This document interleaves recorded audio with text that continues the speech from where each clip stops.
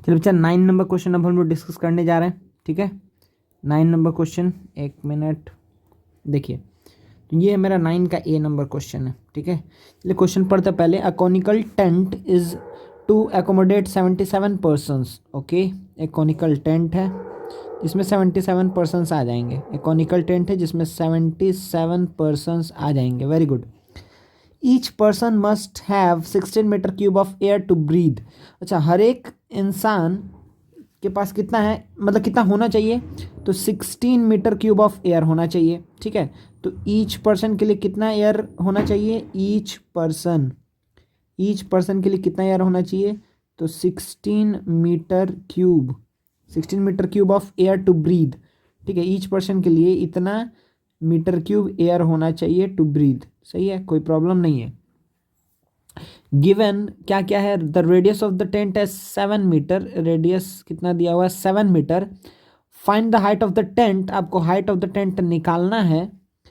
And also its curved surface area, height निकालना है and curved surface area मतलब पाई R L, ठीक है, मतलब कि कर्व्ड सरफेस एरिया आपको निकालना है इस टेंट का। तो अच्छा बताइए कि 77 पर्सन है और हर एक पर्सन को अगर 16 मीटर क्यूब का एयर लग रहा है, 77 पर्सन है, हर एक को 16 मीटर क्यूब ऑफ एयर लग रहा है, तो हम यहाँ से बोल सकते हैं क्या कि टोटल वॉल्यूम ऑफ एयर कितना है, total volume of air in the tent कितना है, तो 77 into 16 metre cube of air is there. कोई इसमें प्रॉब्लम है नहीं है ना, यही हो जाएगा क्या, वॉल्यूम, सही है। चलिए एक चीज़ और देख लेते हैं जल्दी से यहाँ पे, क्या कि अच्छा, ये यहाँ से तो हम डायरेक्टली बोल सकते हैं कि सर जितना वॉल्यूम एयर है कोन में वही तो उसका वॉल्यूम है, तो वॉल्यूम क्या हो जाएगा, तो इसके जगह पे क्या लिख सकते हैं कि 1/3 of pi r square into h, 1/3 of pi r square h, h की जगह पे एच रख दे रहे हैं, इक्वल्स टू 77 इंटू 16।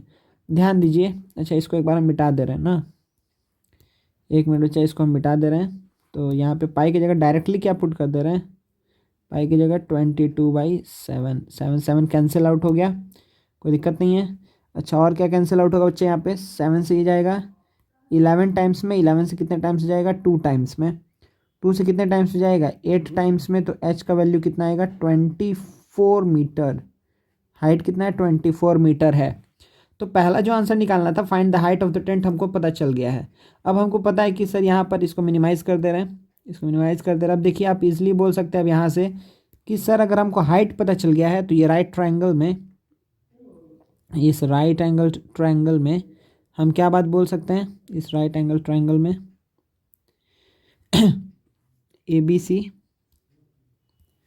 इस right triangle A B C में हम क्या बात बोल सकते हैं कि हमको क्या क्या चीज़ पता है, तो हमको ये 7 पता है और हाइट 24 पता है, ठीक है। तो ये क्या आएगा 576 प्लस 49 कितना आ जाएगा 625 आ जाएगा।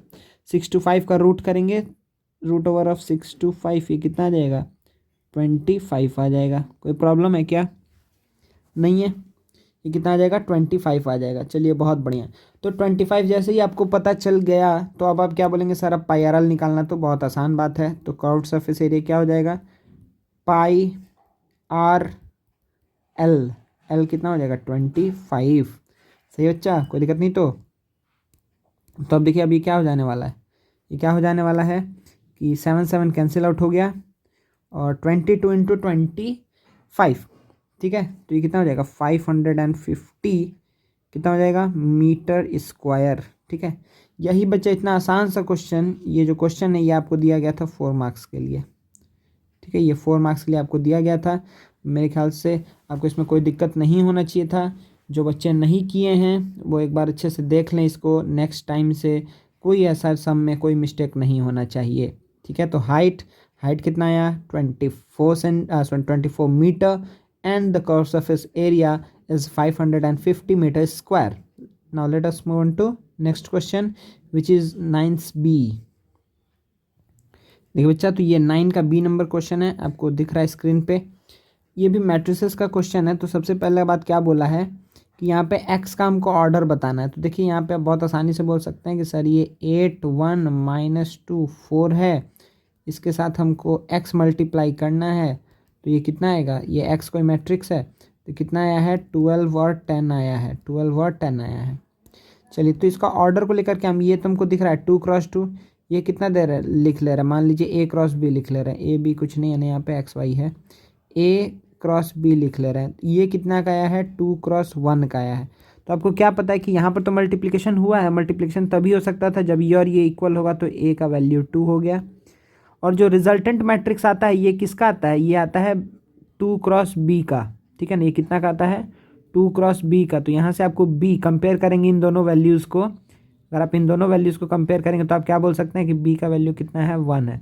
तो जो सबसे पहला क्वेश्चन था उसका आंसर क्या हो गया कि ऑर्डर ऑफ द मैट्रिक्स क्या होगा A×B, मतलब कि 2x1, ठीक है। 2x1 होने का मतलब है कि ऐसा बात है कि 2 रो है, एक कॉलम है। तो अब हम इसको कुछ मान लेते हैं कि जो मेरा X मैट्रिक्स था वो ये था, और इसका वैल्यूज़ को हम कुछ भी लिख ले रहे हैं AB। अच्छा AB तो मान चुके थे, कोई दूसरा लिख ले रहे हैं, सपोज करिए MN लिख लिए, सही है। चलिए तो अब M और N का वैल्यू निकालेंगे तो हमको X मैट्रिक्स पता चल जाएगा। तो मैट्रिक्स X हमको अब निकालना है। देखिए तो कैसे काम करेंगे यहाँ पे कि पहले हम क्या लिखे हैं कि 8 1, ठीक है, फिर -2 4, इसको मल्टीप्लाई किससे करेंगे MN से, तो कितना आया है 12 और 10 आया है। तो इसको मल्टीप्लाई करना तो बहुत आसान बात है हमारे लिए यहाँ से, ठीक है। इसको थोड़ा ऊपर कर लेते हैं, यहीं तक रहेगा, कोई बात नहीं। चलिए तो अब देखिए, अब यहाँ पे क्या बात बोलेंगे हम लोग, अब यहाँ पे क्या बात बोलेंगे कि इसको मल्टीप्लाई करते हैं तो क्या आएगा 8m - 2n, फिर क्या आएगा m+4n, इसका वैल्यू कितना आ गया 12 और 10 आ गया। 12 और कितना आ गया बच्चा 10 आ गया। मतलब यहाँ से सिंपली हम डायरेक्टली बोल सकते हैं कि 8m - 2n का वैल्यू कितना है 12 है, और m+4n का वैल्यू कितना है 10 है। देखिए तो हम क्या करने वाले हैं, अब इसको हम क्या कर दिए × 2 कर दिए, सॉरी उल्टा बात बोल दिए, क्योंकि ऊपर ना हमको 4 लाना है। तो इसको हम क्या कर दिए × 2 कर दिए, इसको क्या कर दिए × 2 कर दिए, सही है। इसको × 2 कर दिए तो इससे क्या होगा कि 8m - 16m माइनस क्या हो जाएगा 4n, ठीक है, = 24, और ये क्या होगा m+4n = 10। अब इसको अगर सॉल्व करेंगे आप लोग तो दिख रहा है कि ये ऐड कर दीजिए तो 17m = 34, m का वैल्यू आएगा 2। अगर m का वैल्यू 2 है आप पुट कर दीजिए, 2 से उधर जाएगा तो n का भी वैल्यू क्या आ जाएगा 2, m और n दोनों 2 आएगा। तो x मैट्रिक्स मेरा कैसा हो जाएगा, ये हो जाएगा आंसर डायरेक्टली। बहुत आसान तरीके से ये सब 100% श्योर मार्क्स वाला क्वेश्चन था, ठीक है। इसमें आपको कहीं भी कोई चांस नहीं है कि आप लोग कोई गलती करें, ठीक है, सही है, कोई दिक्कत नहीं है। चलिए नेक्स्ट क्वेश्चन देखते हैं। 9 का ये क्या था बी था, 9 का सी नंबर क्वेश्चन देखते हैं। देखिए बच्चे तो स्क्रीन पे आपको 9 का सी नंबर क्वेश्चन दिख रहा है। देखिए बच्चे ये क्वेश्चन हम लोग बहुत बार डिस्कस किए हुए हैं, ठीक है। ये इंपॉर्टेंट क्वेश्चन है, हम आपको जब कराए थे बार बार बोले थे ये सब टाइप का सम आपको करके रखना है, लेकिन आप लोग ध्यान नहीं दिए थे, इसलिए बहुत बच्चों का ये सम गलत हुआ है। कुछ ही बच्चे इस सम को सही किए हैं, ठीक है। तो एक बार ध्यान दीजिएगा कि कैसे क्या बात होता है यहाँ पर। तो हमको आप लोग, पहला बात है कि आपको इसके ही हेल्प से ये प्रूफ करना है, आप इसको सही मान करके यहाँ से यहाँ नहीं आ सकते हैं, ठीक है। तो आपको इसको ही लेके आगे बढ़ना है। तो सबसे पहला काम हम इस सम के लिए क्या करते हैं कि हम तीनों को ही क्या करते हैं एडेंडो करते हैं, ठीक है ना। इस तीनों को ही हम क्या करते हैं ऐड करते हैं, तीनों को ऐड करेंगे। एडेंडो करने का मतलब क्या हुआ कि हम सारे के न्यूमरेटर्स को, जो सबका एंटीसीडेंट है, sum of antecedent by sum of consequent, वो ईच रेशियो के बराबर होता है, ठीक है। Sum of antecedent by sum of consequent क्या होता है ईच रेशियो के बराबर होता है। मतलब ये तीन चीज़ तो मेरे पास पहले से है, अगर इन तीनों का हम क्या कर दें एंटीसीडेंट्स को ऐड कर दें, कॉन्सिक्वेंट्स को ऐड कर दें, तो जो रेशियो आएगा वो इन तीनों के ही बराबर होगा, ठीक है। तो कैसे होगा ऐड करते हैं तो b + c - a + c + a - b + a + b - c y + z - x + z + x - y + x + y - z, ठीक है। ये हमको पता है, देखिए आपको हर जगह से दिख रहा है एक a कट गया, एक b कट गया, एक c और एक c कट गया। तो देखिए बचेगा ऊपर में a + b + c, a + b + c, sorry क्या बचेगा यहाँ पे a + b + c बचेगा, ठीक है। क्या बचेगा, ए प्लस बी प्लस सी। नीचे में भी सेम केस होगा, देखिए एक एक्स और ये एक्स कट जाएगा, एक वाई और ये एक वाई कट जाएगा, एक जेड और ये एक जेड कट जाएगा, तो X plus Y plus Z बचेगा, X plus Y plus Z बचेगा। मतलब कि आपको क्या पता चला यहाँ से कि सर ये जो आया है ना, ये इस तीनों के ही बराबर है, मतलब ये और ये इस तीनों के ही बराबर क्या है, A plus B plus C by x plus Y minus Z. तो अब हम क्या करते हैं, यहाँ से किसी एक को इक्वल लेके चलते हैं। तो सबसे पहला वाला को इक्वल ले लेते हैं। तो सबसे पहला क्या है कि B plus C minus A by Y plus Z minus X is equals to क्या है, A plus B plus C by x plus Y plus Z. इन दोनों को इक्वल करके हम आगे बढ़ेंगे तो हमको एक्स ए बाई एक्स वाला मिलेगा आंसर में, ठीक है। मतलब ए बाई एक्स इक्वल प्रूफ कर पाएंगे। जब हम सेकंड वाले और इसको लेके आगे बढ़ेंगे तब क्या मिलेगा, हम पहले इसको लिए, फिर अगर सेकंड वाले को और इसको लेंगे तो क्या होगा, बी बाई वाई का रिलेशन मिलेगा, इसको और इसको लेंगे तो क्या होगा, सी बाई जेड का रिलेशन मिलेगा। तो हमको तीनों नहीं दिखाना रहता, हम कोई एक को ही दिखाते हैं। तो चलिए पहले किसी एक को दिखा लेते हैं। तो देखिए यहाँ पे क्या होगा, क्वेश्चन हट गया है, एक मिनट।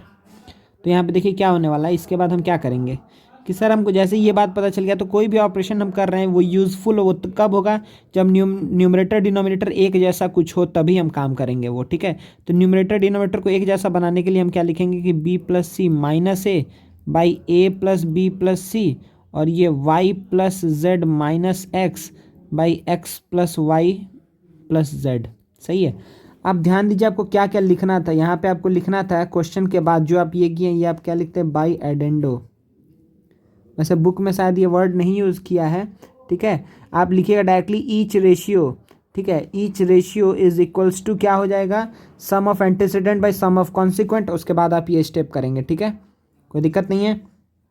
चलिए तो अब आगे बढ़ते हैं। यहाँ इस स्टेप से इस स्टेप से आएंगे तो क्या लिखेंगे, बाय, हम क्या किए, पोजिशन को अल्टर किए, अल्टरनेंडो, बाय अल्टरनेंडो। सही है। चलिए तो ये आ गया। अब हम यहाँ पे क्या करने वाले बच्चा, बोथ साइड क्या करेंगे, बोथ साइड हम क्या कर देंगे, -1, ठीक है। तो इसको हम क्या बोलते हैं, बोथ साइड -1 करने को हम क्या बोलते हैं,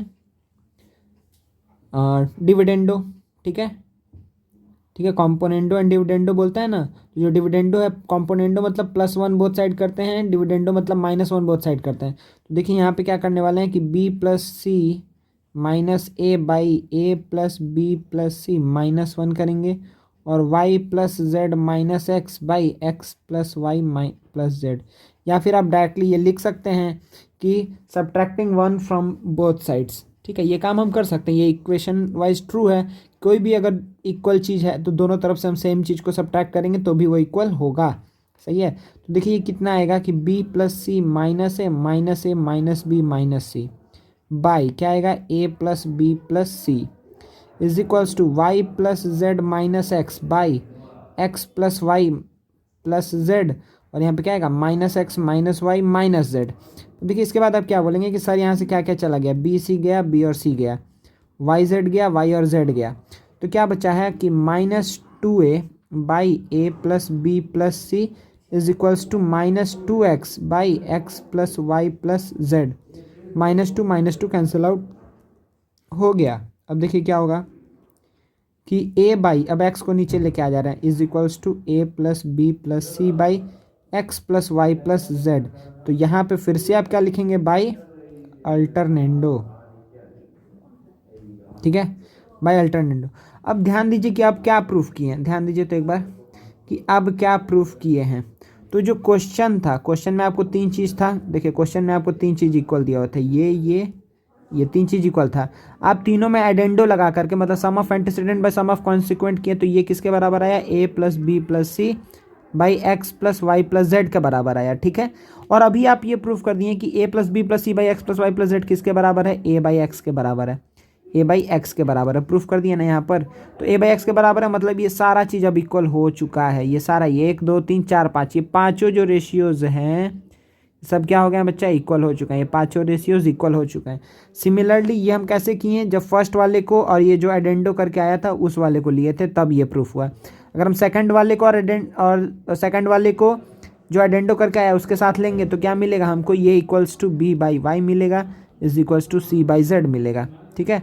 तो ये सिमिलरली आप करके लिख देना, सिमिलरली उसके बाद से आपको ये तीनों चीज़ लिख देना है, तो यही आपका हो जाएगा प्रूव्ड। सही है, मेरे ख्याल से आपको अच्छे समझ में आ गया है, कोई प्रॉब्लम नहीं है। इस तरीके से ही प्रूफ करिएगा, याद रखिएगा इस सम को, ठीक है। इस तरीके से ही आपको आगे बढ़ना है। चलिए अब हम लोग कहाँ चलते हैं, नेक्स्ट क्वेश्चन में चलते हैं। आई होप आपको पूरा समझ में आ गया है, ठीक है। 10th में एंटर करते हैं बच्चा।